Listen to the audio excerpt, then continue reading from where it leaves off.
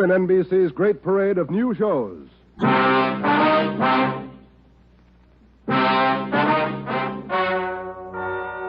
and gentlemen, the story you are about to hear is true. Only the names have been changed to protect the innocent. NBC brings you Dragnet.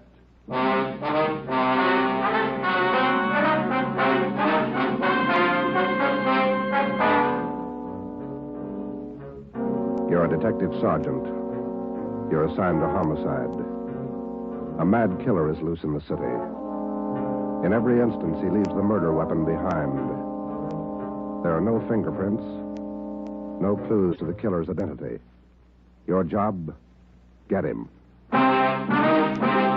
Dragnet, the documented drama of an actual crime, investigated and solved by the men who unrelentingly stand watch on the security of your home, your family, and your life. For the next 30 minutes, in cooperation with the Los Angeles Police Department, you will travel step by step on the side of the law through an actual case from official police files. From beginning to end, from crime to punishment, Dragnet is the story of your police force in action. It was Tuesday, June 3rd. It was warm in Los Angeles. We were working the day watch out of homicide. My partner's Ben Romero. The boss is Ed Backstrand, chief of detectives. My name's Friday. I was off duty reporting back in on an emergency call. It was 3:57 a.m. when I got to the basement of the city hall. The carpool. Let's go, Friday.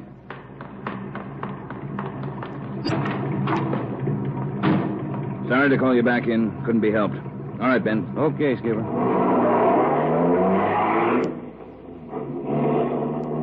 What's up, Ed?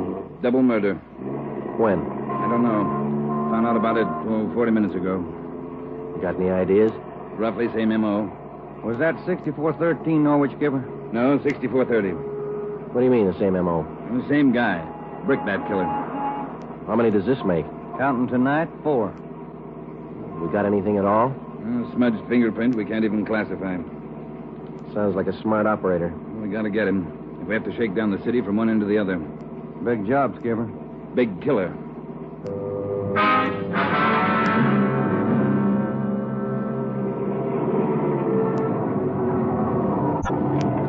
At 4:26 a.m., we pulled up in front of 6430 Norwich Drive, a small group of bungalow apartments facing on an oval-shaped garden court.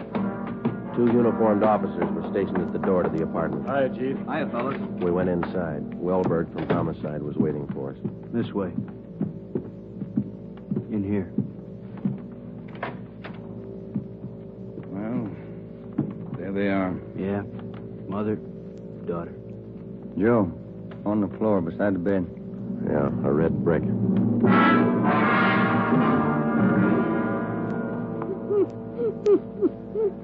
Miss Hafters, we know how you must feel about all this, but would you please try to answer a few more questions for us?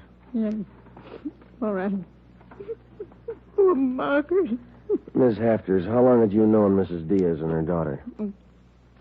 9 years. This November they moved next door. I remember it so well. We got along right from the start. And as far as you know, the only close friends the mother and daughter had live right here in the apartment court? Yes. Margaret was a pretty girl, but she was no chaser, no boyfriend. Very close to her mother. The 2 of them very close. Did they keep any amount of valuables in the apartment? Money, jewelry, things like that? Oh, no. Mrs. Diaz and Margaret didn't have much, you know. Very modest income. They both worked. And you can think of no good reason. Oh, no. Oh, poor Margaret, poor Mrs. Diaz, lying in there. Shock. Terrible shock. Wellberg. Yes, Sergeant. Would you show Ms. Hafters back to her apartment? Sure, Sergeant. Thank you, Miss Hafters. We appreciate it. Yes, thank you. Poor Margaret. Poor Mrs. Diaz. Well, Joe? Let's check with Ed. He's back in the bedroom. You get anything from the neighbors? The usual, Ed. No jealous boyfriends, ex-husbands, nothing like that. Boys find any evidence yet, Skipper? Well, still working on it. You got any theories? Well, we know the killings were all done by the same guy. Mm-hmm. Cuts the same pattern out of the window screen. Cuts the same pattern with a glass cutter out of the window. Reaches in and flips the locks. All right, where's that leave us? And before he gets inside, he makes sure there are only women in the house. That means he probably watches the house for a few days. Yeah. Once he gets inside, he wants only one thing, to kill. He's never taken any valuables. As far as we can tell, he's never searched for any. What kind of a man works like that? I think the guy's kill crazy. Hey, fellas, Yes, Donner? here's a break. 2 fair prints. 1 thumb, 1 forefinger. What'd you get, Pete? Only got 9 points. Not enough to go into court, but enough to make him. We'll know him when we get him. Yeah. Found the prints on the lens of the old lady's eyeglasses. Probably knocked him off the night table when he went after her. And when he was done, he put him back on the table. Yeah. Had blood on his hands, see? Yeah. That's funny, isn't it?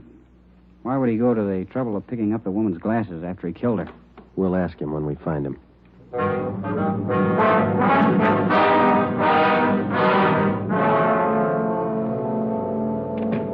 Hi, Ben. Joe. Might have something for you. We can use it, Lee. Hold it just a minute. Yeah. Crime Lab, Jones. Yeah. Yeah, all right. I'll tell him. Right, Ed. Backstrand. If you're through checking the victim's clothes by 8 o'clock, you can knock off for sleep until noon. What if we're not through? Take it up with the chaplain. Here's what I wanted to show you. Over here. A couple of casts. Bare footprint. That's right. Those from the Diaz place? Found them outside the dining room window in the flower bed. Take a look. Mm-hmm. Good cast. Size 9. 10. Missing toe there, huh? Left foot, first toe. That's lucky. Well, then the guy took his shoes off before he went in that house. That's the way it looks. You leave any other prints, Lee?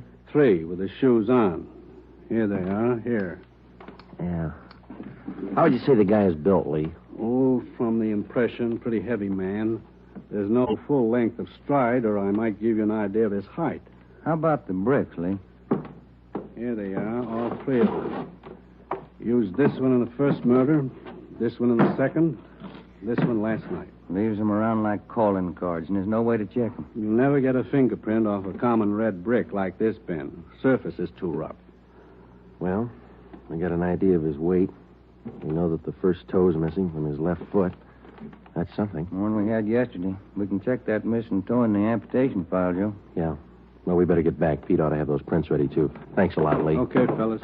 Say, they post the bodies yet? Yeah, they're doing it now. Same as the first 2. The brain? Concussion, hemorrhage. They didn't have a chance. Hold it a minute. Crime Lab Jones. Sure, just a minute. Either one of you fellas. I'll get it, Joe. Okay. Yeah, Romero. Yeah. Good, we'll be right over. They got a make on those 2 fingerprints.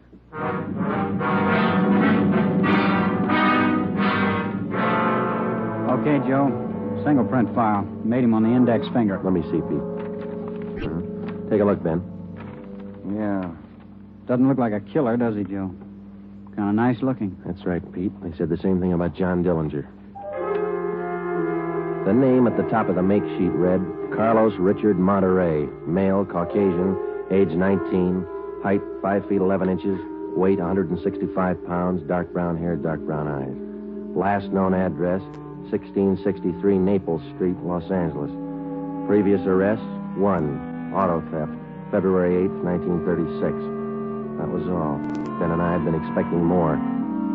The information on the mama sheet for Monterey was 13 years old. So was the picture. So was the description. So was the address. In 13 years, a man can change in 1,000 ways. So can his habits, his appearance, his address.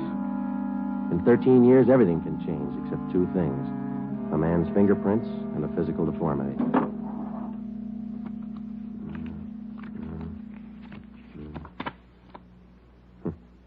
Missing toe on left foot.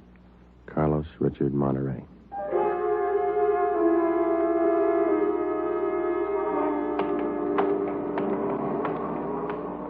Here it is, Joe. 1663 Naples. Yeah, come on.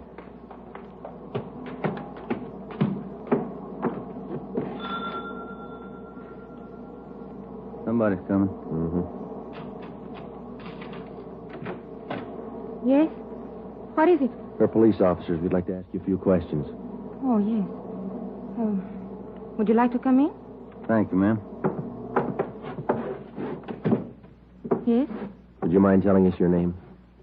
Monterey. Isabel Monterey. What is it you want? You're married? Yes. My husband is Francisco Monterrey.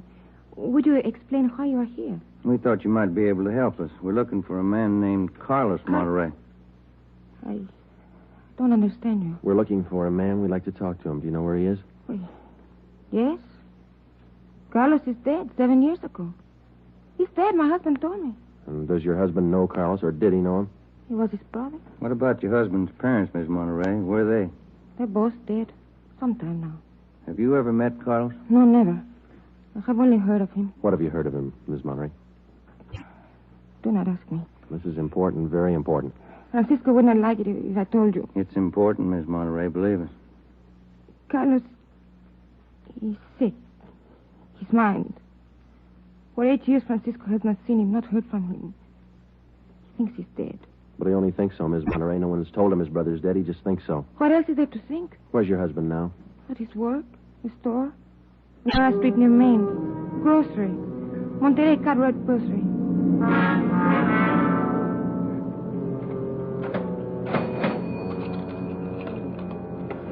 Here's your change. Thank you, Mrs. Myers. Now, look, officers, you know how it is. You don't like to let these things get out. That's why I trust you. You can trust us, Mr. Monterey. We just want to check on a few things. Oh, fine. Always glad to help out if I can. Well, can you tell us if your brother was ever in a mental institution in his life? Oh, I know there was nothing wrong. 1923. Got a little bad, so Mom and Dad had to put him away for a while, just till he calmed down. I remember the day. Sometimes, dumb, stupid kid, what do you know? Standing there by himself in the train, crying. The public nurse, stupid way he cried. What do you do? I cried, too. I was only 10, Sergeant. I saw him go. He was alone. Later on, Mr. Monterey, your brother was released from the state institution. Yeah, he was 16. And then he started running around, playing tough, carried a gun, lived by himself. He never came around. He dropped from sight about 1938. You haven't heard from him since then? Nothing. Never seen him. Do you know of anybody who might have seen him? Ooh, there was a girl he had. Anita something. On Soteo Street. Anita Martin, yeah, that's it. Soteo Street. Maybe she's seen him. Ask her. Maybe she's seen him. Carlos Monterrey? Not in a year. Last March he was in. When I was working at the Peacock, down on South Main. He came in, we talked for a while. That was all. And you haven't seen Carlos for the past 2 months or so? I tell you, no. Has he written to you? Has he phoned you? Once, 3 weeks ago, he phoned. Here. He left a message with my girlfriend. But he didn't call back again. Now, that's it. That's all I know. Thank you, Miss Martin. Here's our card. If he does call, you'll let us know. Yeah, I'll let you know. You like Carlos, is that it, Anita? Like him? No, I didn't like him. He was funny. But he was nice. You know, I pitied him. Why did you pity him, Miss Martin? Well, he was a good fellow who was strange. He could smile, you know. He had a nice smile, but you could tell he was never laughing. There was something in his mind. Something... Oh, I don't know.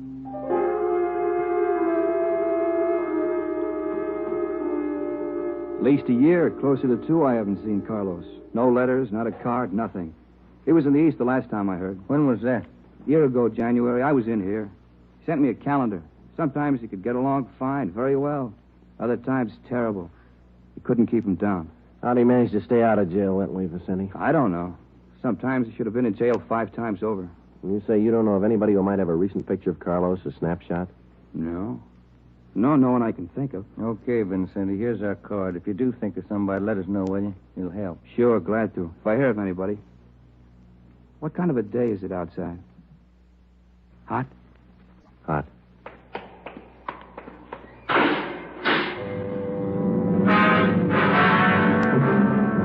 By 5 o'clock that afternoon, Ben and I were certain of one thing. Carlos Monterrey was in the city of Los Angeles, somewhere. We drove back to the office and told Ed Backstrand about our interviews with Monterrey's relatives and his friends. Inquiries and requests for further identification and information on him were immediately relayed to the state mental institutions. The 13-year-old picture of Monterrey taken from the files was copied and distributed with a note of caution as to the age of the photograph. An APB was sent out. Stakeouts were placed at the home of Monterey's brother, at the brother's store, and at the apartment of Anita Martin. A special detail of 300 men was ordered to join the Dragnet already in operation. The details at the airport and the bus terminals were alerted, as well as the details at the Union Depot and the main post office. By 6 o'clock that night, almost 1,000 men were actively working at the job of tracking down Carlos Monterey. At 6:30 p.m., Ben and I drew a 4-hour relief period. We drove out to Ben's place, and his wife fixed us some dinner. At 10:30 that night, we reported into the office, picked up Ed Backstrand, and we drove out to join the manhunt. Unit 32R on the corner of South Flower and Loomis, the 390W, AMA 367. Unit 12A, code 1. 66A and 864 Wall Street. See the man about a 507, AMA 367. Unit 42, 5430 East Grand, apartment 10, 311, AMA 367. We cruised with the Dragnet operation until 5 o'clock that morning. Ben and I took turns driving. Actually, the tremendous job of scouring 500 square miles of city for one man was only beginning. Unless there was an unexpected break, the search for Carlos Monterey could wear on for weeks. It did. Night after night, the manhunt went on, and day after day. There was no break. 16 days later, on a Sunday night, I went to bed early. I read a while, and then I turned off the lamp and went to sleep.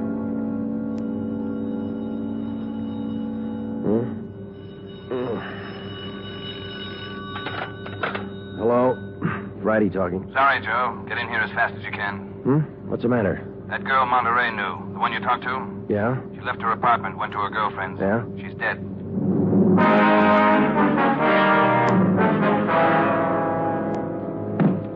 There it is. Ordinary red brick. Found it by the body. How long's she been dead, Skipper? Well, she was seen alive about an hour and a half ago. Got 3 bare footprints, good length of stride. Found them down in the lot beside the house. What do they look like? Same guy. First toe missing from the left foot. The same weight impression. Should be about 5'11". That checks out with what you got, doesn't it? All right, so it's the same guy. What about those shoes we found, Lee? Yeah, they correspond. They were impregnated with foreign matter. What'd you find? Particles of lettuce leaf, dry onion skin, traces of red cabbage. Maybe a vegetable counter. Maybe. What about the city wholesale market down on Front Street? What about any market in Los Angeles? No, Lee, that wholesale market is big enough to hide anybody. Hundreds of transients work in there. Some of them even sleep there. For a guy like Monterey, it'd be perfect. That's a fair guess. Check it when it opens. They open at 2 a.m. 2:30 now. All right, get back to the office and pick up as many extra men as you need. Get down there right away. Okay, Ed. Now, you know he's a rough one, so watch it. On Monday, June 23rd, at 2 minutes past 3 a.m., we pulled up at the city wholesale produce market. With the exception of 54 police officers in plain clothes who mingled with the buyers and sellers, business went along as usual. The market itself covered almost 3 square blocks in the lower part of the downtown area. It was divided off into hundreds of individual stalls by flimsy wooden partitions. To make the search even tougher, the place was crowded. For the first 45 minutes, we had the men circulate at random through the crowd on the chance that one of them might spot Carlos Monterey from the 13-year-old picture. It didn't happen. After that, we started a systematic canvass. We talked to the customers, we talked to the managers of the different booths, we gave them Monterey's description, we showed them his picture. Nobody recognized him. We checked the employment records one by one. Not a sign. Sorry, Sergeant. I'd like to help. I've never seen the guy. Okay, Mr. Snyder, thank you. We sure picked the sweet jobs, don't we? Oh, yeah, we could spend a year at this. Sergeant Friday. Yeah, Kamansky. Did you find something? Guy at the booth over there against the far wall. Thinks he might have hired Monterey a couple of days ago. Come on, Ben. Where? Over there, Sergeant. You showing Monterey's picture? Yeah, he thinks it might be him. Mr. Fresinetti, this is Sergeant Romero, Sergeant Friday. Yes, I told you, boy, Sergeant. This fellow Carlos, I hired him to help last Thursday. Big rush for me now, so I hired him. You sure he's the man? In the picture? I think so. A little older, maybe. Oh, but I know faces. He's the man. You looking for him? You say you hired this man last Thursday? That's right. It's a big rush for me now in the morning. I hired him Thursday. He worked Thursday, Friday, Saturday. But he don't show up this morning, so I got no use. Too many men to pick from. He don't show up, I let him go. What kind of work did he do for you? Same as he did before Schiller done it there. Heavy work. Moving the stores, cleaning up. What kind of produce does Schiller handle, Mr. Francenetti? Fancy, very fancy vegetables. Choice. New potatoes, expensive red onions. Schiller sells to the big hotels. Does Schiller handle brown onions, Mr. Francenetti? Oh, only the best. Big dealer that Schiller. Sells it to the big hotels. How long has this Carlos been working around the market? Oh, I don't know. Is it just like the rest? First he worked for me, then Largo Massini, then Schiller. Hey, why are you looking so hard for him? He stole something? He murdered somebody. Him? Mamma mia, murder. Do you have any idea where Carlos lives? Me? No. And if he comes back here, I tell him to get out. I got nothing to do with this trouble. No, you'll tell him nothing, Mr. Presidente. Here's our card. If you see Monterey again, call us. Say nothing to him. Oh, sure. I remember. Joe, call the chief at the office, will you? Message just came in. Thanks, Al. Come on, Ben. Yeah, there's a phone booth. See? No, I don't. Where? Straight ahead, little to the left. Oh, yeah. You got a nickel? Let's see. Oh, yeah. Yeah, there you are. Thanks. I'll see what Ed wants.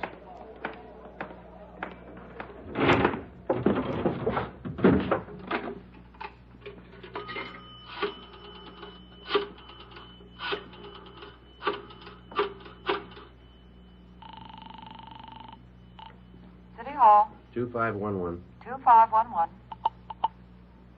Chief of Detectives Office, Hannon. Hi, Mike. Ed there? Ed, take it on extension 2, will you?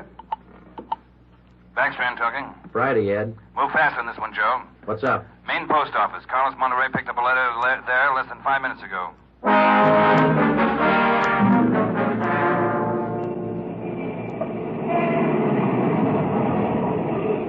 Come on, Ben. There's Ed over there with Wellberg. Yeah. Traffic short jammed up around here.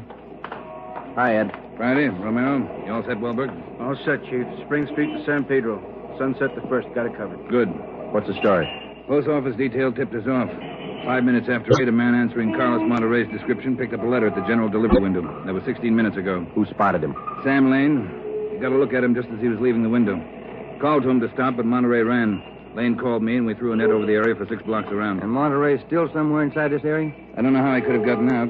What's next? Well, I'll give him an hour to break for it. After that, we start a house-to-house search of the whole area.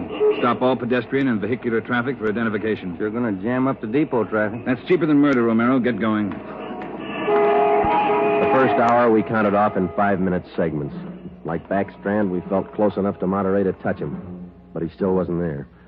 The north and south ends of the blockade started to move in, slowly, searching every store, every house, every conceivable place where a man might hide out. In the meantime, Ben and I worked the Spring Street side of the blockade, watching the faces of the pedestrians as they came through one by one, examining all vehicles and their drivers.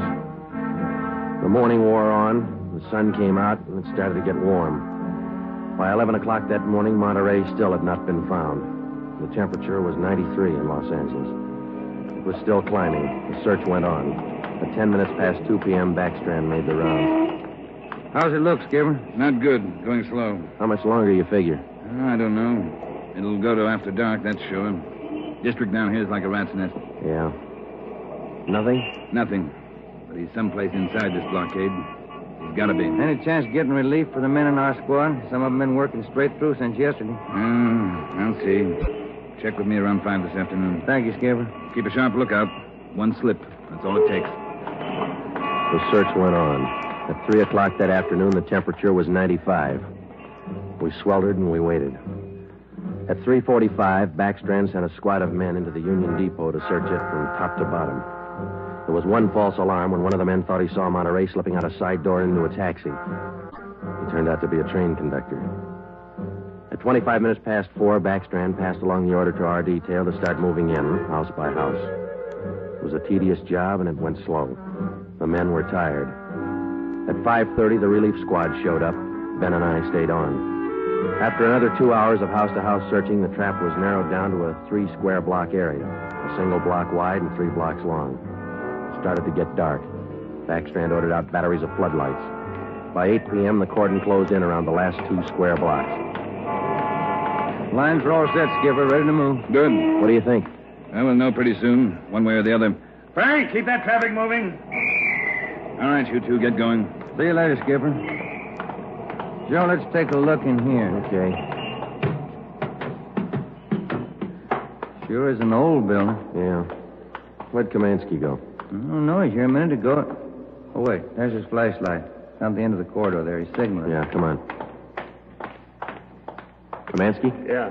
Down below, Sergeant, in the basement. Come on. Monterey? He's been there, I think. Here, this way. Where? Over here. Now, watch your step. The light's bad. Here he is. Says he's the janitor. Oh, my head. He's been slugged. All right, come on. How'd it happen? Can you tell us? Yeah, a big man hit me. I came down to empty the baskets. He hit me and ran. Ran over to the new building. The new building? Is that the one next door? Yeah, just a few minutes ago. Nobody's come out of this building for the past half hour. Every door in the place is guarded. No, not the doors. He went through the tunnel. I saw him. Over there's the tunnel. I'll take a look, Joe. Yeah, the tunnel connects the two basements. Same company, old building, new building. The tunnel connects the basements. Joe, come on. Yeah. Kamansky, get out the back strand. Tell him what's happened. Right, Sergeant. And call an ambulance. Right. All right, Ben. Through the tunnel. Watch where you're going. The light's bad. Yeah, it is. That a door up ahead there? Yeah, I think so. Yeah, let's go. Good. There's a stairway. Come on.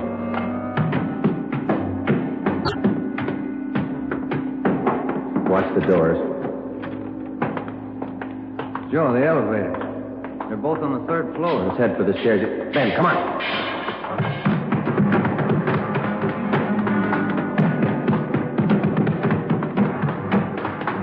One more floor. Yeah, right. Come on, hurry. Yeah. Look, top of the stairs. There he goes. All right, hold it, you. Stuck in the elevator. Joe, he's going down. Well, we'll never make it on the stairs. Joe, look. This other elevator. The control lever's bent. Let's try it anyway. Yeah.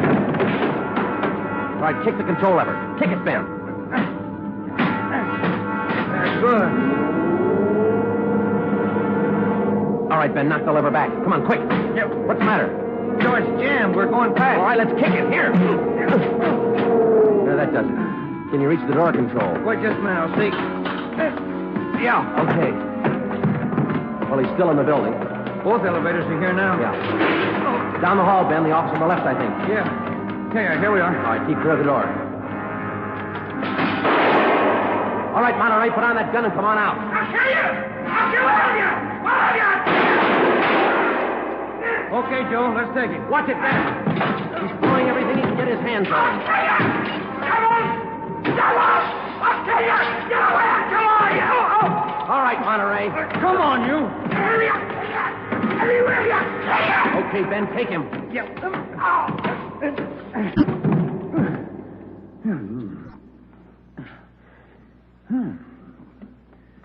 Nice looking guy. Clean cut. Yeah. Doesn't figure, does it? What's that? My wife would say he doesn't look like a killer, does he? What's a killer supposed to look like? The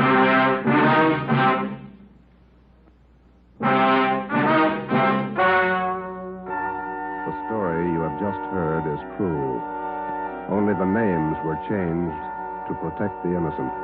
Carlos Monterey was examined by 5 different psychiatrists appointed by the Superior Court and was found to be sane. He was tried and convicted of murder in the first degree. He was executed in the lethal gas chamber at the state penitentiary.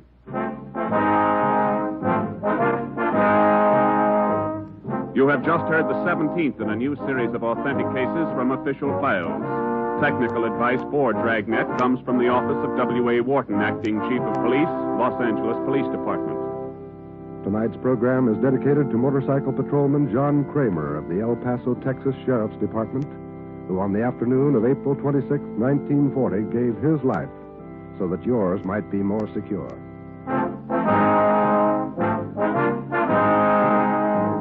Dragnet came to you from Los Angeles. Your tune for the stars on NBC.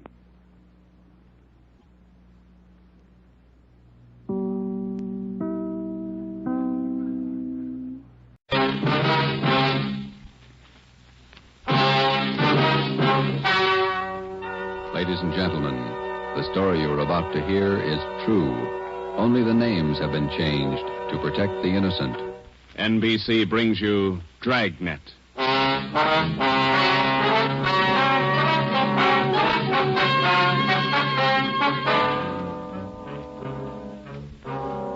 detective sergeant.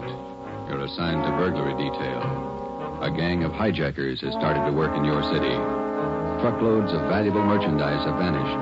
The thieves are clever, seem to have a foolproof system. Your job, find them. Dragnet, the documented drama of an actual crime, investigated and solved by the men who unrelentingly stand watch on the security of your home, your family, and your life. For the next 30 minutes, in cooperation with the Los Angeles Police Department, you will travel step by step on the side of the law through an actual case from official police files. From beginning to end, from crime to punishment, Dragnet is the story of your police force in action. It was Thursday, March 6th. It was windy in Los Angeles. We were working the night watch out of burglary detail. My partner's Ben Romero. The boss is Ed Backstrand, chief of detectives. My name's Friday. I was on the way back from the record bureau, and it was 5:35 a.m. when I got to room 2A. Interrogation room. Read this to him, Ben. Yeah. 2,600 dozen nylon stockings, 45 bolts of silk, 58 cases imported perfume. Where are you dumping this stuff, Laval? That's what we want to know. I told you the truth. I have nothing to do with it. I don't know anything about it. What was this stolen waybill doing in the cab of your truck? How many times do I have to tell you? I don't know. Your fingerprints are all over it. You must have carried it there. I didn't carry it there. Somebody's out to frame me. How many in the hijack gang, Laval? I'm not in a hijack game. I told you I don't know. When are you going to let me go? Who's the head of the gang?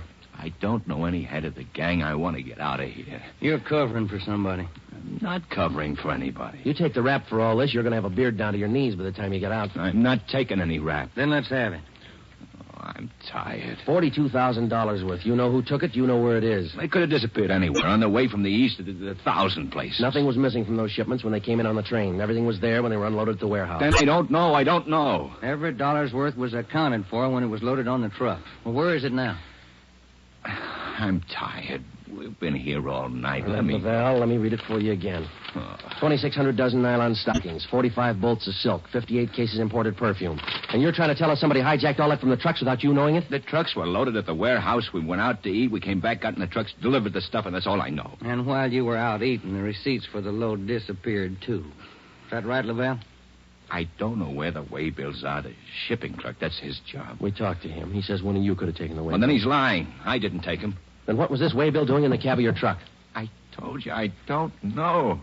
Somebody's trying to frame me. Why? I don't know. Somebody, I don't know why. Then you better come up with an answer, mister. Look, I'm tired. We've been here since 6 o'clock last night. We're all tired. Who are you covering for? What are you trying to build?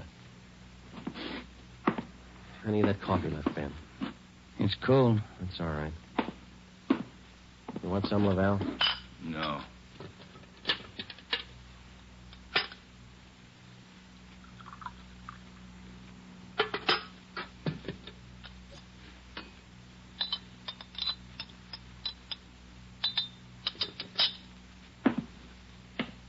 All right, now, look, let's get one thing straight. We've been here all night. We can be here all day, tomorrow, the day after that, and the day after that. Yeah. We got enough to make you on this. You know that. And we're going to stay with you to tell us the truth. Everything. I've told you all I'm going to tell you. If we stay here for 6 months, you got it all. This your home phone, Hillside 8321. That's right, 8321. What time's your wife get up, Laval? What do you mean? Ben, get an outside line. Yeah. You're not going to call my home. That's Hillside 8321, Ben. Outside, please. Don't do that. Don't. Not my wife. Please. All right. Ask the questions again. This time I'll give you the answers. Thomas Laval was 38 years old. He was a well-respected man in his community. Sometimes it's like that. You can question a man for hours, and he'll never give you any information. But somewhere in every man's makeup, there's a weak point. We were lucky enough to find Laval's. He told us that he would give us the locations where the hijacked goods were hidden. He told us the addresses were written on the ledge of a windowsill on the 7th floor of the Teamsters Union Hall. It was 8:30 a.m. On the 7th floor, is that right? Yeah. Do me a favor. Don't make it too big. Well, look, we have to walk through the hiring hall before we get to the elevators in the back. Yeah? These handcuffs. They'll see them, all the guys in the hall. They know me. Can't you take them off my wrists till we get in the elevator? Sorry, Laval. Well, I won't try anything, but don't make me walk in front of them with these on. Sorry. Just till we get in the elevator. Can't you do that? I don't want the guys to see me. Well, here's my overcoat, Laval. I'll drape it over your hands here, and they won't see the cuffs. There you are. Come on.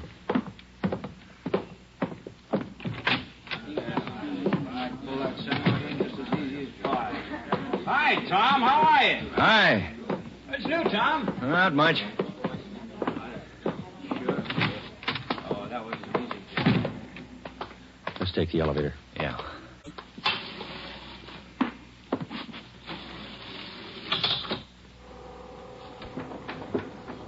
Cigarette? No, thanks. You? Yeah, okay. Thanks.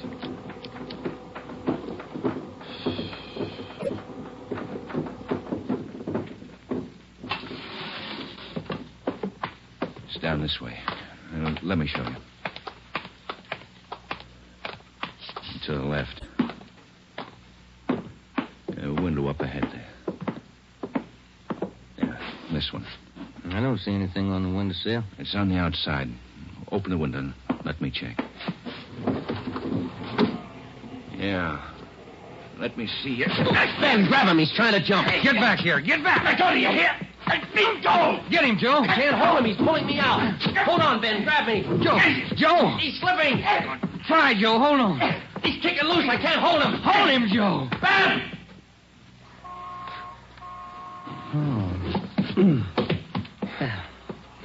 I couldn't hold him. You almost went with him. Let's get downstairs. What happened? Call an ambulance. There's been an accident.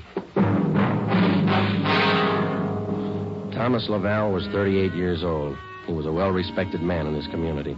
He died with the same reputation. We had a prisoner who'd met his death while in our custody. In cases like this, we had to have witnesses.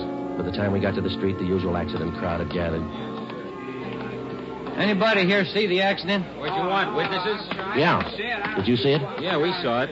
Let's get their names, Ben. My name's Pete Garfield. This is Jack Morris. We'll be your witnesses. You'll probably be subpoenaed for the inquest tomorrow morning. Sure, we'll be there. We saw you push the guy out the window. We saw you kill him. The next morning at 10 a.m. in the basement of the Hall of Justice, Harold J. Lane, Deputy Coroner, City and County of Los Angeles, read the report of the findings of the autopsy on the body of the deceased, Thomas Laval. As is customary at a coroner's inquest, the identification witness was called to testify first. Elizabeth Laval, please. Raise your right hand. Do you solemnly swear that the testimony you're about to give to be the truth, the whole truth, and nothing but the truth, so help you God? Yes. Be seated. State your name. Elizabeth Laval, What is your address? 1216 East Amarillo Drive. What is your occupation? I'm a housewife. What is your relation to the deceased? His wife. Have you viewed the body of the deceased in this office? Yes. Who was the deceased? Husband. Thomas Laval. Is there anything further you wish to add? Thank you. Step down, please. Joseph Friday. Raise your right hand. Do you solemnly swear that the testimony you're about to give to be the truth, the whole truth, and nothing but the truth, so help you God? I do. Be seated. State your name. Joe Friday. What is your address? 4656 Collis Avenue. What is your occupation? I'm a police officer in and for the city of Los Angeles. Are you the investigating and arresting officer on this case? I am. Will you state briefly the facts relating to the death of the deceased? On the morning following the arrest by us of the deceased on suspicion of grand theft merchandise, he expressed a desire to assist us in the apprehension of suspects involved in these thefts and the recovery of property taken in them. Did he assist you? Well, he informed us that if we took him to the Teamsters Union Hall, that he'd be able to obtain addresses of the locations where the stolen property was cached. You then took him there? Yes, we did. What happened? When we arrived, he requested us to remove his handcuffs. We refused. The deceased then informed us that the addresses were written on a window ledge on the 7th floor. When we arrived at the window, under the pretense of searching for the addresses, he threw himself over the ledge. I grabbed his left leg to restrain him, but he kicked loose. Did you at any time have any idea that the deceased planned such action? I did not. What did you do then? We immediately went to the location of the body and had an ambulance dispatched. Do you have anything further to state? No, I have not. Are there any questions from the jury? That's all, Officer Friday. Step down. Peter Garfield. Raise your right hand. Yeah. Do you solemnly swear that the testimony you're about to give to be the truth, the whole truth, and nothing but the truth, so help you God? Yeah. Be seated. State your name. Pete Garfield. What is your address? 1654 North Pico. What is your occupation? Truck driver. Down at General Warehouse.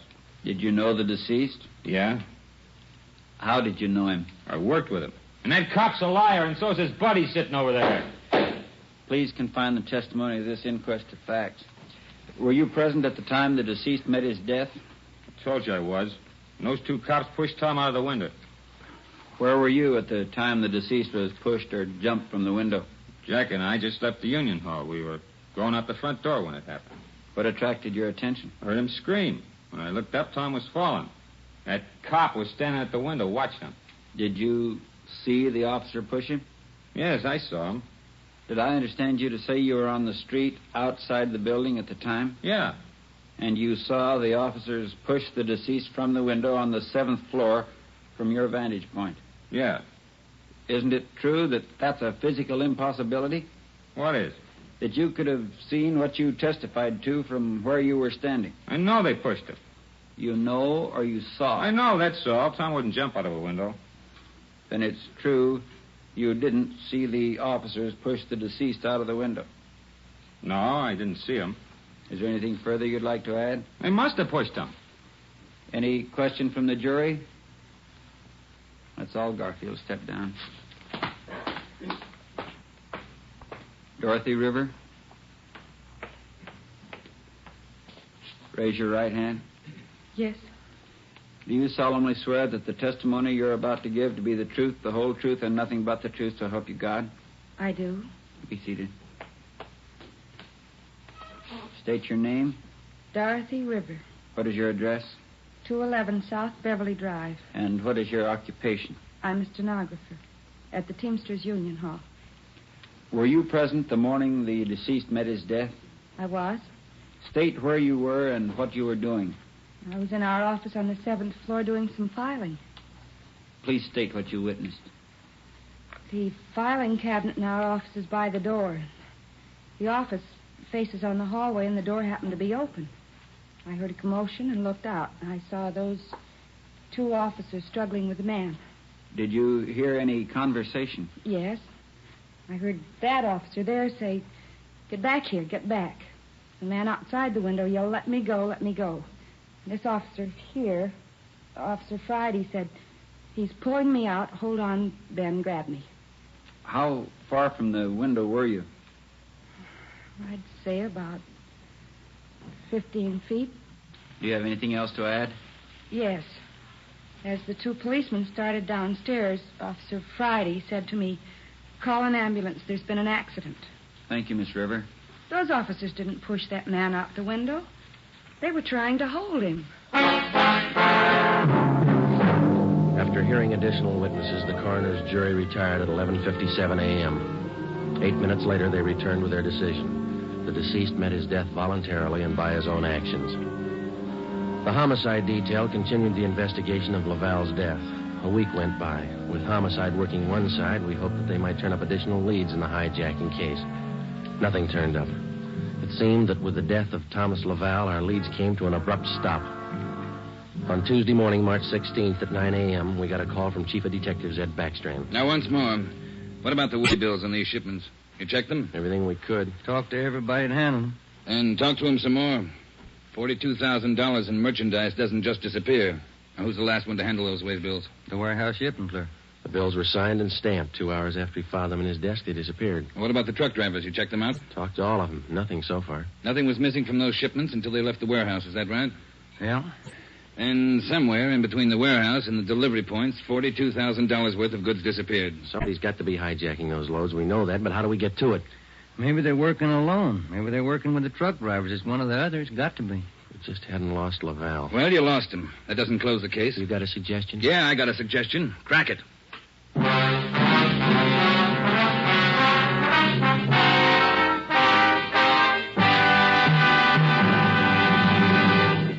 You are listening to Dragnet, authentic stories from official police files. And now, an important announcement. Ladies and gentlemen, we are pleased to announce that starting next Thursday, October 6th, Dragnet will be brought to you by Fatima Cigarettes. We'd like to take this opportunity to thank you, the listener, for your excellent response to our efforts in bringing you these weekly authentic presentations of actual cases from official files. Your letters are the only indications we have that Dragnet is a source of your listening pleasure. We'd like to hear from all of you. Starting next Thursday, October 6th, over most of these same NBC stations, Dragnet will be heard weekly at 10:30 p.m. Eastern Standard Time, immediately following the Supper Club. Check your newspaper for local release time.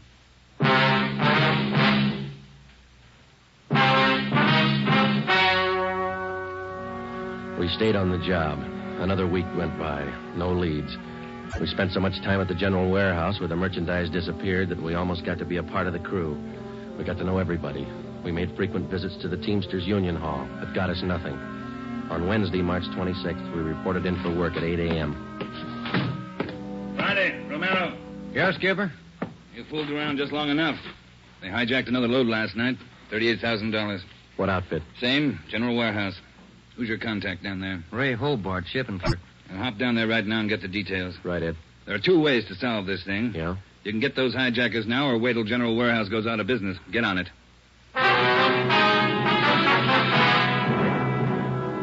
Hobart, who was the shipping clerk on duty last night? I was, working for Siggy, Siegelmeister.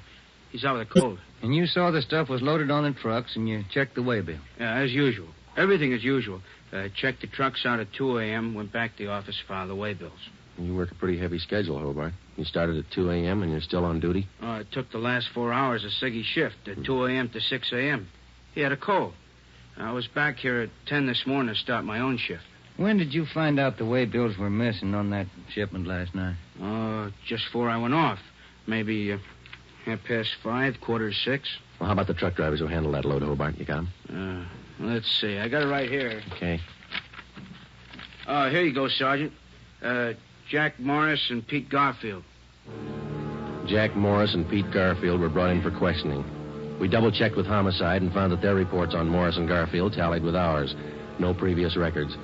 Both men had been tailed for a reasonable length of time since their testimony at the Laval inquest. Their actions failed to implicate them. 4 days after the second hijacking, we got a tip from one of our informants down in the warehouse district.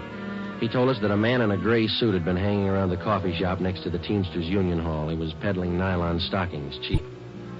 There had been other reports like this, which we had followed up, but none of them had paid off. Usually such leads didn't pay off, but we couldn't be sure.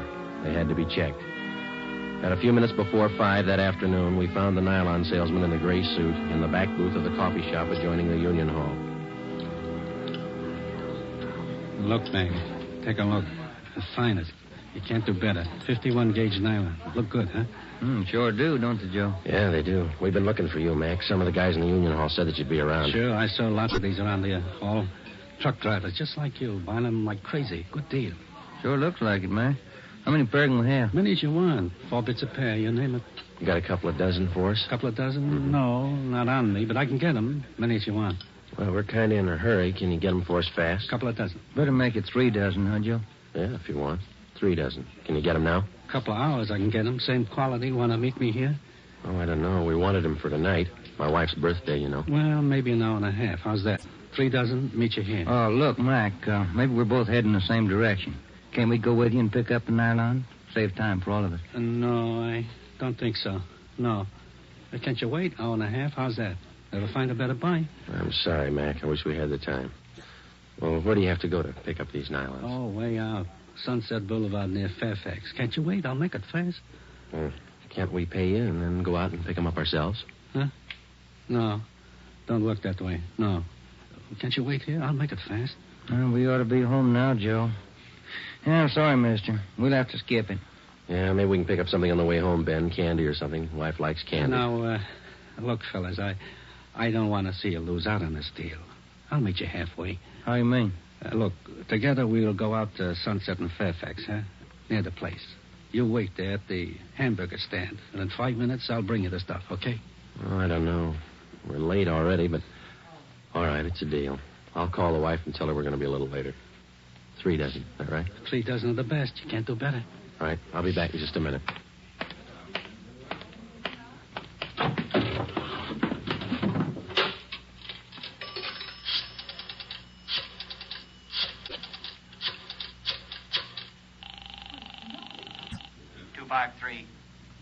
Two 523.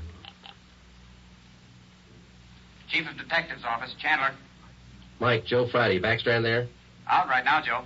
Well, then do me a favor, Chandler. Make it fast. Get a couple of men out to Sunset and Fairfax as fast as you can. Tell them to watch for Ben and me. You got that? Yeah, what else? We'll drive up in our car with another man. Ben and I will get out of the car and go in the hamburger stand. The other man will walk off. Whoever you get, tell him to follow that man. You got it? Right. All right. Just tail him. See where he goes, see what he does. Okay, Joe, right away. All set, Joe? She got dinner ready? Yeah, just about. We better hustle. Sure. Best deal in the world. Let's go. At 5 minutes to 6, we pulled up at the corner of Sunset Boulevard and Fairfax. It was almost dark. Ben and I got out of the car and started over for the hamburger stand on the corner. We caught a glimpse of Barcy and Kaplan in one of our detective cars parked in a gas station on the opposite corner. They had their eyes on our man. When the traffic signals changed, the man crossed the street and headed down Fairfax. Barcy and Kaplan waited a minute, and then they took off after him. He turned at the next corner and disappeared from sight. Ben and I ordered a cup of coffee, and we sat down to wait. At 6:30, we were still waiting. At 5 minutes to 7, I went across the street to the drugstore and called the office. Barcy and Kaplan hadn't been heard from. Their car, 105K, was not acknowledging calls. I had my call switched from communications to Backstrand's office. Well, they lost him Friday. I don't know how they lost him, but they lost him. Well, who's out there now? Sullivan and Whitney took a detail out there. They're combing the neighborhood right now. Well, how did it happen? A man just doesn't disappear into thin air. That's what I keep telling you about that stuff that's been hijacked. The search for the nylon salesman went on all that night and most of the next day. From his description, we ran a make on him. No previous record. He had disappeared completely. We were right back where we'd started from. The only thing we could do was to start backtracking, re-questioning the people at General Warehouse, the truck drivers, the shipping clerks. We kept a close check on Garfield and Morris, and we went back to the only possible lead still remaining, Mrs. Laval. She could tell us nothing more than we already knew. When we left her, we started on the neighbors for the second time around. For the rest of the day, we canvassed the immediate neighborhood. We got as many opinions of the Lavals as they had neighbors. At 3:30 that afternoon, we visited with Miss Gertrude Langster, a 50-year-old maiden lady who lived almost directly across the street from the Laval house. She'd been out of town the first time we covered the neighborhood. The old saying goes, Sergeant, there's no fool like an old fool. Oh, say, if I told you the chances I had when I was a girl. Yeah, but we just... not truck drivers like that. Laval man, God rest his soul. But fine, wealthy men, bankers, lawyers. Templeton Grant, you remember him? No, ma'am. I was engaged to him once. Butterfly waist, that's what he used to call me. Well, I was slim in those days. Would you like to see some pictures of me as a girl? No, thank you, ma'am. We'd just like to ask you a few questions, that's all. Could you tell us if the Lavals had many visitors to their house in the past 6 months or so? Oh, no. Funniest thing, I am the nosy type, Sergeant. I like to know everything that goes on around my neighborhood, and you can take my word for it, the Lavals never had visitors. You know, Sergeant Friday, you remind me of a young man I used to be engaged to just a few years ago. Yes, Miss Langston. Now, would you tell us, please, did you have any reason to think that there was something a little out of the ordinary about the Laval? Oh, little out of the ordinary, he says, but my dear man, yes. Here he was, a truck driver, and there she was with a home furnished like the Astors. Why, I even used to see him cart some of the things home in that car, his beautiful things, rugs and glassware, bolts of fabric. Oh, gorgeous. And he'd bring these things home after work. Is that it, Miss Langston? Anytime. Day or night, weekends, anytime. Mm-hmm. After 4, Joe, we better call office. Yeah. Now, are you sure of all that you've told us, Miss Langster? Sure. Oh, my dear man, of course I'm sure. I watched him week after week. Well, thank you. Won't you stay for a cup of tea? I'll have Josephine fix it. Josephine? No, thank you, ma'am. Well, then, perhaps a glass of sherry? Thank you, no. But there is something. Yes? I wonder if we could use your phone, please. Oh, yes. In the hall, next to the umbrella stand. Thank you, ma'am.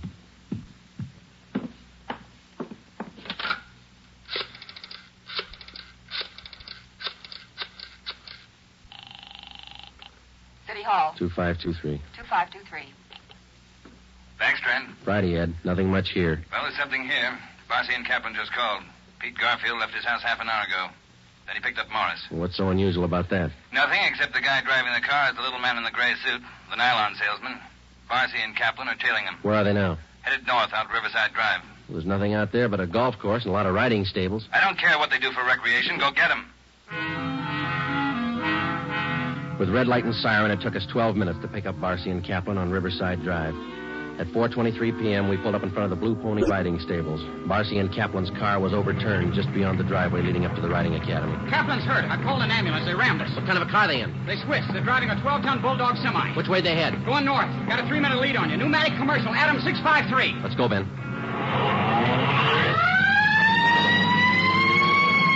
Can you see him, Joe? No, not yet. Watch that crossing. Up ahead, Joe. That's a semi. Can you read it? Wait a minute. Adam 653. That's them. Took a right on Lancashire. Don't lose them. They're pushing that semi too hard. Look at that trailer sway. They'll have to stay on Lancashire. They're going too fast to turn now. Traffic's closing in up ahead of them. They better not turn. That's what they're doing. Look at that trailer whip. They're going over. Into that storefront.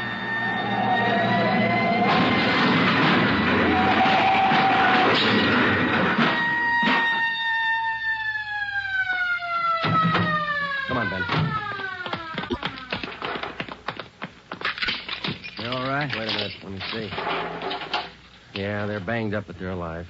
Well, there they are, Joe. Yeah. Garfield, Morris, little man in a gray suit. It's funny, isn't it? What's that? Garfield's going to swear we pushed that truck through that window.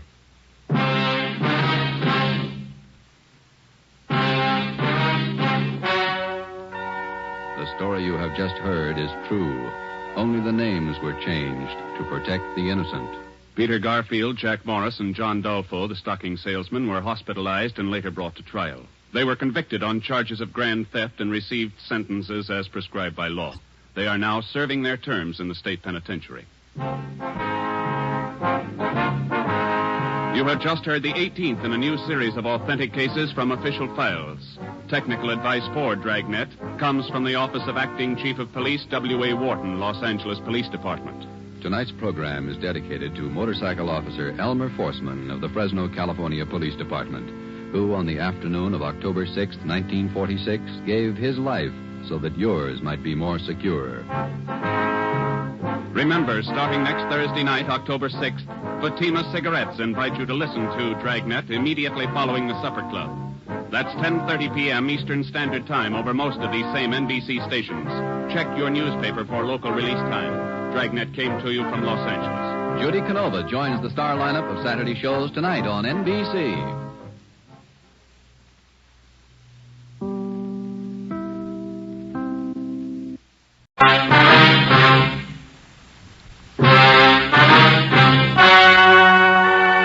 Ladies and gentlemen, the story you are about to hear is true. Only the names have been changed to protect the innocent. Fatima Cigarettes, best of long cigarettes, brings you Dragnet.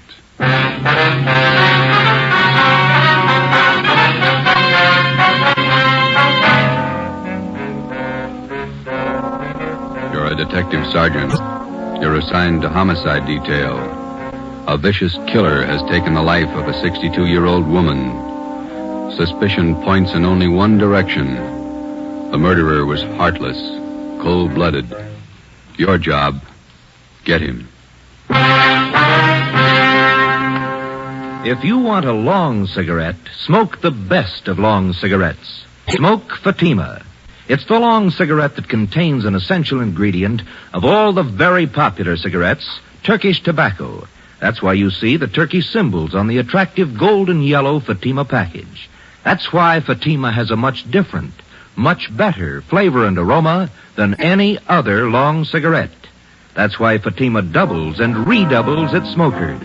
Yes, if you want a long cigarette, smoke the best of long cigarettes. Smoke Fatima. Dragnet, the documented drama of an actual crime. For the next 30 minutes, in cooperation with the Los Angeles Police Department, you will travel step by step on the side of the law through an actual case from official police files. From beginning to end, from crime to punishment, Dragnet is the story of your police force in action. It was Saturday, November 5th. It was foggy in Los Angeles. We were working the day watch out of homicide. My partner's Ben Romero. The boss is Ed Backstrand, chief of detectives. My name's Friday. It was 3:35 p.m. when I got to room 42. Homicide.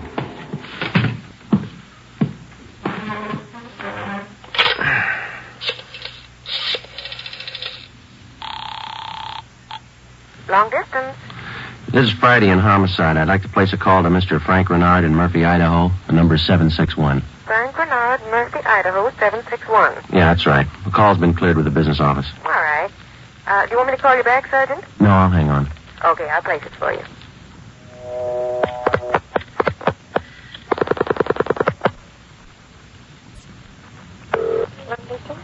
Long distance, Mr. Frank Renard, Murphy, Idaho. Murphy, 761. Thank you. Your number, please. Charge call to Madison, 7961. Thank you. The time and charges when the call's completed, operator. Read, operator. You ready to put a man out there? Yes, Murphy, Idaho, routing and person name.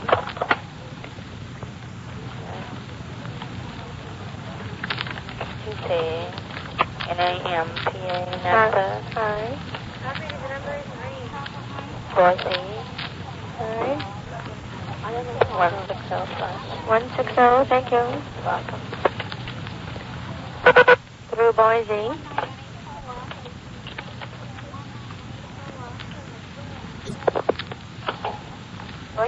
I'm calling Napa.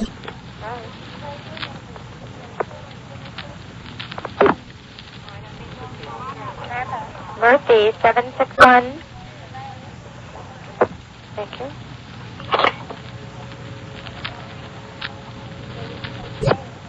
Keep ringing, 761. They're ringing the number, Sergeant. Okay, thanks.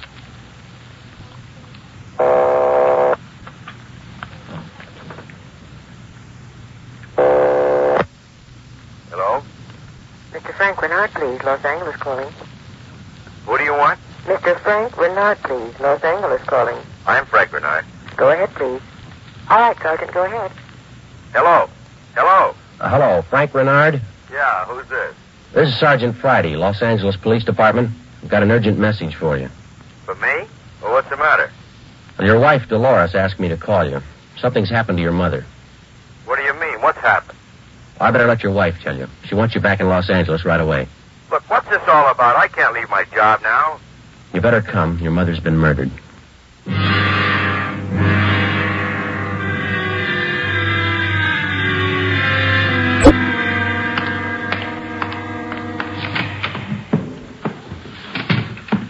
Talk to the skipper, Joe. He's on his way in. That's good. Did you call my husband? Did you? He's flying down from Idaho tonight. Be here in the morning. You tell him about me? The trouble I'm in? I told him his mother was murdered. That's all I told him, Mrs. Renard. What am I going to say to Frank? He always sided in with his mother. He'll never believe me. What can I tell him? Jury can give you more trouble than your husband can. What you going to tell them? Are you stupid or something? How many times do I have to say it? I didn't kill her. I didn't kill her. It's a small room, Ms. Renard. We can hear you. Sit down, please. I won't sit down. You're not pinning this on me because I didn't do it. Anybody could have killed the old hag, but I didn't. Will you sit down, please? I don't have to take this. I'm no tramp. Keeping me in here, asking me questions. I told you all I know. Look, you're in a bad spot. I hope you realize that. I didn't kill her. Ms. Renard, how long have you and your mother-in-law been living together in the house on Chavez Road? Since Frank took the job up in Idaho. About 6 months. He said it'd be better for me while he was away living with her. Your neighbors told us you didn't get along very well with your mother-in-law. That's right, I didn't. She hated me, I hated her. You used to fight with her, is that right? You hit her. Only a couple of times. She called me dirty names. I hit her. She pulled me by the hair. And I hated her like everything. And I didn't kill her. Once more, Ms. Renard, would you mind telling us how you spent your time since early this morning, where you went, what you did, everything? I told you already everything. Will you tell us again, please? I got up about 9:15. I had a cup of coffee and then I got dressed. The old lady was on the back porch doing the washing. What did your mother-in-law do for a living? I told you. She took in washing. After I got dressed, I left the house. About 10 minutes after 9, I went downtown to the dentist. He filled a tooth for me. This one here, you can ask him. What time did you leave the dentist's office? About 10:15. Maybe 20 after. You can ask him. What'd you do after that? I walked around window shopping. Did you buy anything? Talk to anybody? I told you no. What time did you get home?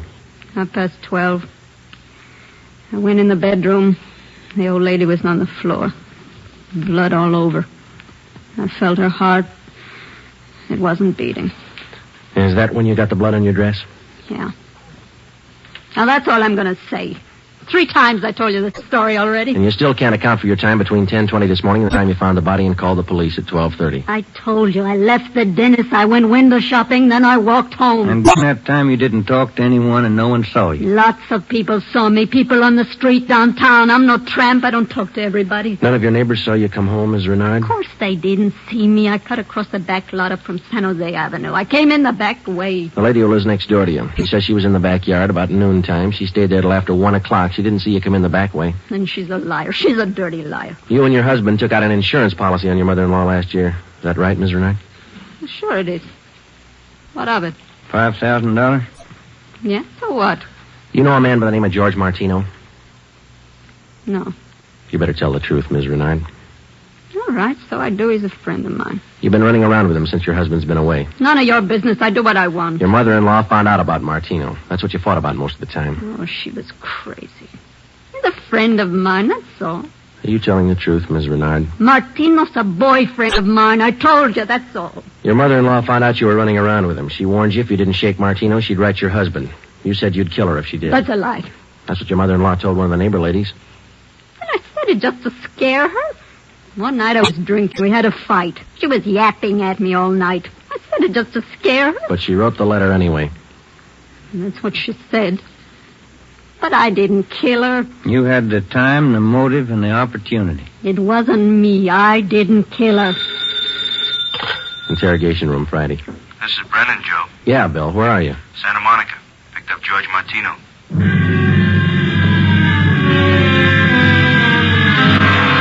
Ben and I drove Mrs. Renard to Lincoln Heights Jail, 5th floor, and had her booked on suspicion of 187 PC. When we checked back in at the office, Brennan and Wiseman, the other 2 men on the case with Ben and I, were questioning George Martino in the interrogation room. Ben and I stood by.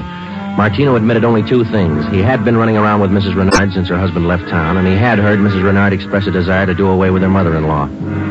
After the questioning of Martino, Sergeant Brennan, Ben and I met with Chief Ed Backstrand. It was 5:15 p.m. You got everything but the murder weapon, huh? That and Mrs. Renard's confession. She ought to come through, huh, Joe? I don't know. She's scared, but she's still got a smart mouth. What about Martino, Brennan? You think he had a hand in it? I don't think so. We spent most of the afternoon talking to him. He hasn't got the guts. We took a statement. And does he have an alibi? Solid. What was the cause of death? Strangulation, multiple fractures of the skull.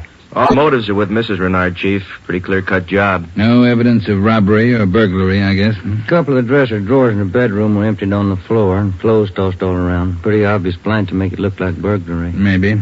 We found 3 $1 bills in plain sight. They were on the floor near the body. If a burglar went through this stuff, he wouldn't have missed that money. And it shouldn't be too much trouble tying it up. Shouldn't be, Skipper. Friday and Romero, you follow the case through. Just a minute. Hello, Backstrand. Yeah? What? All right, I'll send him over. Lee Jones. Just finished checking the evidence at the crime lab. Yeah? He thinks Mrs. Renard's innocent.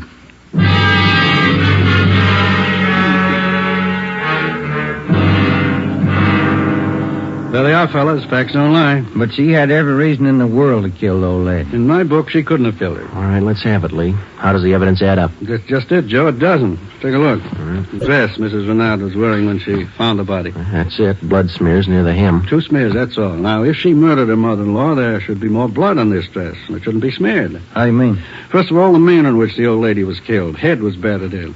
Must have bled profusely. No question about that. All right, go ahead. Whoever murdered the old lady must have stains all over their clothes. Here's the important part.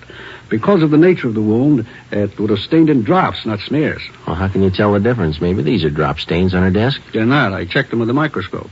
Only the higher ribs of the cloth are stained. The smears, nothing else. But a drop forms its own definite drop pattern and permeates the cloth, soaks in. Uh-huh. No signs of that on her dress. Not a one.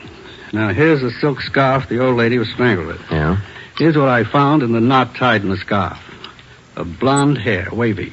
Old lady had dark hair. So does Miss Renard. So does her boyfriend. That's what I mean. This blonde hair is one of two things that didn't belong at that murder scene. What else you got? This here. What is it, Lee? Small piece of plastic from a gun butt, I'd say. See here? Crisscross surface, then a little smooth area here. Yeah? The killer could have hit the old lady with the butt of a gun. And a piece of the stock could have chipped off like this, huh? Miss Renard doesn't own a gun. Neither did her mother-in-law. Well, where does that leave us? I don't know, Joe. There's the stuff. You can't disregard it. Maybe you can explain it. Yeah. How? Well, first prove this dress isn't the one Mrs. Renard was wearing this morning. Then find the dress she did wear. And we know she wore this when the dentist identified it, and so did two of the neighbors. That's what I mean. The dress is too clean, doesn't belong. Yeah. And this blonde hair, this piece of gun butt, they don't belong either. Well, then you think she's innocent. You're looking at the evidence. What do you think? 6 p.m. Saturday, November 5th. Ben and I went back to the office and met with Brennan, Wiseman, and Ed Backstrand. The open and shut case against Mrs. Renard was up in the air, but we still weren't sure that she was innocent of the murder of her mother-in-law. Ben and I drove to the Lincoln Heights jail and interviewed the suspect again. She agreed to submit to a lie detector test. We drove back to the office, contacted Sergeant Berger, the department's polygraph man, and set up a special test for the following day. The next morning, we met with Berger and formulated a list of key questions, and then we picked up Mrs. Renard and brought her to the third floor of the old city jail building, the polygraph room. At 10:33 a.m., the test got underway. As usual, Sergeant Berger conducted the interview alone. Backstrand, Ben, and I waited outside. Well, how about Mrs. Renard's husband? Get in town yet? He's due in around noon, Skipper. Got a smoke? Here you are, Ed.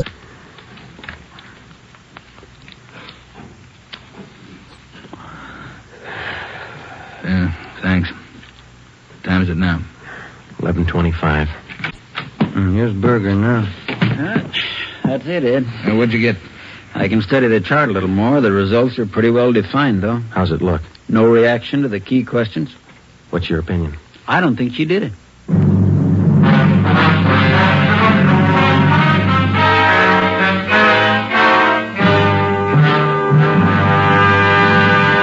You are listening to Dragnet, authentic stories of your police force in action.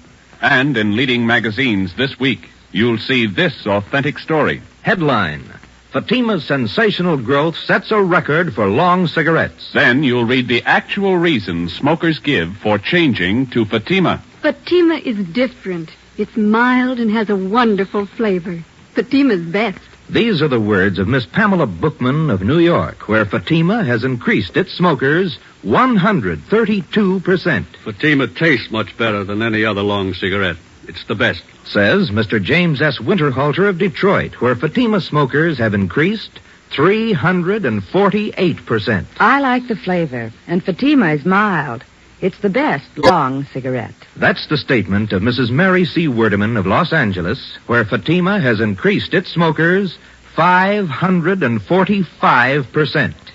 Yes, more and more long cigarette smokers every day agree. A change to Fatima is a change to the best. Enjoy Fatima yourself. Best of long cigarettes.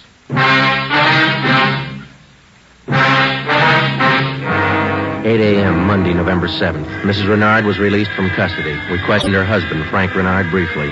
He could tell us nothing more than we already knew. Brennan and Wiseman were called back on the case, and together the four of us started over again from the beginning. We had a dead body, 2 pieces of physical evidence to work with, no idea how to fit them together, and no suspects. We went back to the Chavez Road neighborhood where the murdered woman lived and started pushing doorbells. We canvassed the neighborhood for 3 days, and we uncovered one slim lead. He was selling magazines, officer. Went door to door, right up the street here. Young fellow. Could you describe the man for us, please? Nothing to talk about. Pasty face, pimply complexion, blonde hair. 5:30 p.m. Wednesday, November the 9th. Ben and I met with Brennan and Wiseman in Ed Backstrand's office to compare notes. Together, we had more than a dozen reports of the magazine salesman's presence in the neighborhood just prior to the murder of Mrs. Renard's mother-in-law. The various descriptions of the man which we obtained from the people in the neighborhood tallied closely. About 6 feet, 170 pounds, pimply complexion, blonde hair, fast talker. About 25 years old. As far as we know, Skipper, he was the only stranger in the neighborhood last Saturday morning. Only one that people remember, anyway. How close did you trace him to the Renard house? You got your list there, Brennan? Yeah. There you are. Thanks. Let's see. Well, he picked up his tracks down on Floresta Street, sold a couple of descriptions there. Then he headed up Landers Avenue onto Chavez Road. Yeah. The Renards live at 2280 Chavez Road. That salesman talked to the woman at 2274 Chavez. That's 3 doors away from the Renards. When was he seen there? Let me see. Where is that, Brennan? Oh, on the 15-7 sheet, Joe. Didn't have enough room on the report. Oh, yeah. Here it is. Mrs. John Rico, 2274 Chavez. The guy was there about 11:45 Saturday morning. Well, that puts him in the running. First time he ever showed in that neighborhood? First time, Skipper. Fresh kid, not a very good salesman. Here's the name of the company he's working for, the Harrison News Distributors. You check with them? Well, they're closed for the night. We'll call them the first thing tomorrow. Good. Here's something else for you. I had a call from Frank Renard this afternoon. What'd he have to say? Seems in the excitement just after the murder, Mrs. Renard overlooked a couple of things. What's that? Well, they're missing a yellow table model radio. It was in the bedroom where the old lady was killed. Well, that ties in with a robbery motive, huh? And they're missing a ring, too. Belonged to Mrs. Renard. Topaz ring. Supposed to be worth a little money. But she didn't notice it was gone until today. That's right. You got the serial number on the radio? Yeah, right here. Okay, let's see. Yeah, Brennan, here we are. It's an Emerson model 511, 180,000, 277609. A lot of small radios in town. There's only one with that serial number on it. Track it down. A complete description of the Topaz ring and the serial numbers and description of the yellow table model radio were sent to the pawn shop detail. The information was then placed on the stolen property list and relayed to every pawn shop operator in the city. The next morning, Ben and I interviewed the manager of the Harrison News Distributing Company. There, the suspect had given his name as Sam Bricker. We checked out his home address. Turned out to be a gas station in North Hollywood. We took the suspect's job application blank with a specimen of his handwriting, and then we drove back to the office. Sam Bricker. We were unable to get a make on the name from the Record Bureau. We checked the cards, and every known criminal who was cataloged in the oddity file as having a pimply complexion. None of them matched. That night, we got out an APB and a radiogram. The suspect's trail led from one salesman's job to the next. On his last job, he gave his name as Albert Berry. His address is 1430 Palo Alto Drive. That was in the Echo Lake District. Ben and I drove out to check it. 1428, 1430. There it is, Joe. Yeah. At least it's not a gas station, huh? Come on.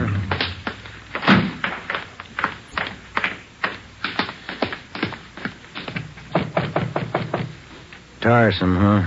Yeah, I could stand a change. Yes, what is it? We're looking for an Albert Berry, ma'am. Does he live here? Mr. Berry, I'm sorry. He and his wife moved 4 days ago. We identified ourselves as police officers and had the landlady, a Mrs. Catherine Hoffman, show us the apartment which Berry and his wife had occupied. It was still vacant. In one of the closets in the apartment, we found a cheap overnight bag. The lock on it was broken and one of the seams had ripped. I forgot about that old bag, and Mr. Berry told me I could throw it away. Take a look. I'm in. Yeah. How long has Berry been married? Do you know, Mrs. Hoffman? No, I don't. But the way they acted, lovey-dovey all the time, I don't think they've been together long. Hey, Joe. Look, some kind of an identification tag. Yeah, let me see. Get it up here. It's a tool disc, it looks like, doesn't it? Jameson Larrabee, Pittsburgh, Pennsylvania. You're not after Mr. Berry, are you, officer? Yes, ma'am, we are. Did he leave a forwarding address? I wish he did. I'm holding 3 letters for Mrs. Berry in my apartment right now. May we see them, please? Certainly. Would you step this way, please? My apartment's just across the hall. Yes, ma'am. Would you like a bottle of beer or something? No, ma'am, thanks. Let's see. I thought I put... Yes, here they are. 3 of them, Sergeant. From her folks, I think. Mrs. Berry's from Fresno. Oh, that's good. I want to copy down this return address, Ben. Yeah, go ahead. Okay. That's C.K. Ulrich, U-L-R-I-C-K. 525 North Lamona, Fresno. Yeah, I got it. There you are, Miss Hoffman. By the way, did the Berry say they'd call for their mail? Mrs. Berry did. That's why I'm holding on to it. All right. Just one more question. Do you remember if Mr. and Mrs. Berry had a radio? Yes, they did. A small one. Do you remember what brand it was? No, I don't. It had a yellow case. That's all I remember. Before we left, we called Ed Backstrand, and he had an immediate stakeout placed at the apartment house in case the Berrys returned to pick up their mail. Ben and I went back to the office and placed a call to the Pittsburgh Police Department. We gave them the description and the number of the tool disc which we'd found in Barry's old suitcase. They said they'd check with the Jameson Larrabee Company in the morning, and then they'd call us back. That night, Ben and I drove to Fresno and checked in at the police station up there. 2 officers were assigned to stake out the Ulrich home. We interviewed Mr. Ulrich, who identified himself as Albert Barry's father-in-law. He told us his daughter had married the murder suspect 8 months before, and he gave us pictures of Barry taken at the wedding. Ulrich told us that he'd catch a Santa Fe train out of Fresno the next morning. He wanted to be in Los Angeles to take his daughter home when Barry was apprehended. It was almost 2 a.m. when Ben and I left Fresno and started back for Los Angeles. We checked in at the office at 10 minutes past 8 the next morning. At 8:35, the call came through from the Pittsburgh Police Department. What did they say, Joe? It was a tool disc, all right. Jameson Larrabee Company, issued 18 months ago to one of their workers. They give a name? Albert Barry. 11 a.m. Monday, December the 5th. 1 month to the day since the 62-year-old woman had been beaten to death. The pictures of Barry and his wife, which had been taken at their wedding, were printed up in wholesale lots and distributed to all points. Mr. Ulrich, Barry's father-in-law, arrived in town and got himself a hotel room. We waited. There was no report from the stakeout at the apartment house. We checked back in at the office at 5 minutes to 1. I'll get it. Homicide, Friday. This is Mr. Ulrich, Sergeant. I just got a call from my wife in Fresno. I thought you'd want to know. What's that? The wife got a letter from Norma. They're living in South Pasadena, an apartment. You got the address there? Yes, sir. That's what the wife called about. It's 134 Norway Terrace. When was the letter mailed, do you know? Wife said it was postmarked December 3rd, day before yesterday. Get your coat on, Ulrich. We'll be right over. Ben and I picked up Mr. Ulrich at his hotel and drove to the South Pasadena address. Barry and his wife had the apartment on the top floor. Neither of them were at home. The landlord let us in with a pass key. In the bedroom, we found a small yellow radio. We checked the serial numbers. They matched. It was the same radio stolen from the Renard house. In the bedroom closet, we found 2 suitcases. We checked through them. Nothing in this one, Joe. Here we are. Look at these. What are they, Sergeant? A pair of plastic gun butts. Let's see, Joe. One of them's been chipped, see? Sergeant, somebody coming up the stairs. All right, let's get in the living room. Be quiet.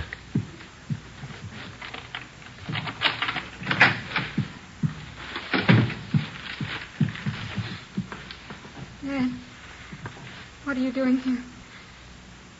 Who are these men? Police, Norma. They want Albert. He killed a woman. Dad. It's all right, Norma. It'll be all right. Did you know your husband killed a woman, Miss Barry? He just told me last Saturday. We've been running away for a month now. Moving all the time. I wanted to know why. So he told me. He said I was in it as much as he was. And I'm tired of running. Why did he kill her? Did he tell you that? He said he broke in the house. He didn't know anyone was home. The old woman was in the bedroom. She started to cry out. He had a gun. He hit her with it. Where's your husband now? I don't know. He said he'd come home for dinner. About 5. I bought the groceries. What time you got, Ben? 3:30. That ring you're wearing, Miss Barry. Husband give you that? Yes, why? What kind of a stone is that? Topaz. Britt gave it to me. Why? Nothing. We'll wait. 5 o'clock came and went. Barry failed to show. 5:30. Ulrich started to get nervous. 6 o'clock. 6:30. No sign of Barry. I went to the window and kept an eye on the street below. At 6:45, a light green Nash sedan pulled to a stop in front of the apartment house. A man got out and went into the main floor entrance. Bert. I'll let him in. All right. How long have you had the new car? A couple of days. Bert got it credit. What do you want me to do now? Does he have a key to the apartment here? He lost it. Okay, when he rings, let him in. Just act natural. Ben? Yeah. You cover me. I'll get the cuffs on him. Right.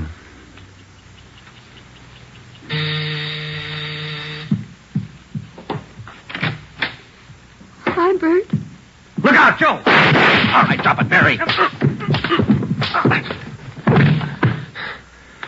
Okay, Ben. Yeah, he's fast with a gun. Nice looking, isn't he, Sergeant? You'd never think he'd kill anybody. Come on, let's take him in. I love him. I still love him. But you're a cop. You wouldn't understand.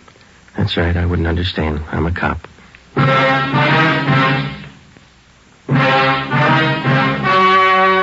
The story you have just heard was true.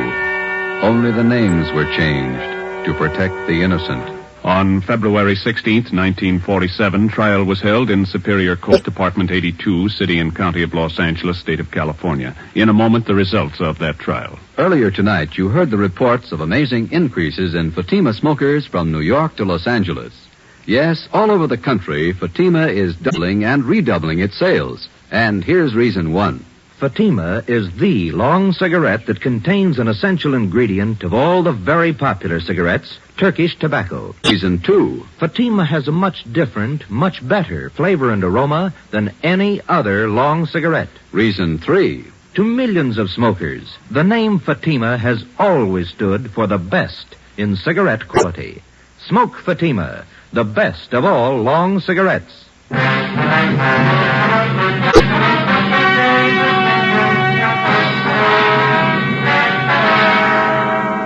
Albert Ralph Berry was tried and convicted of murder in the first degree.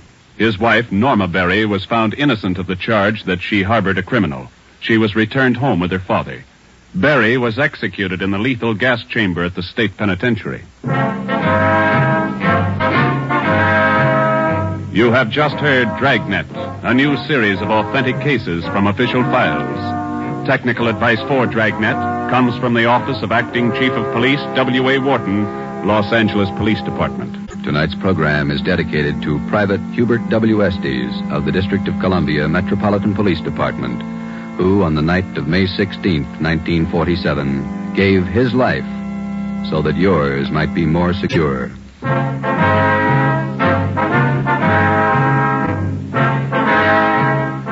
Fatima Cigarettes, best of long cigarettes, has brought you Dragnet, portion transcribed from Los Angeles.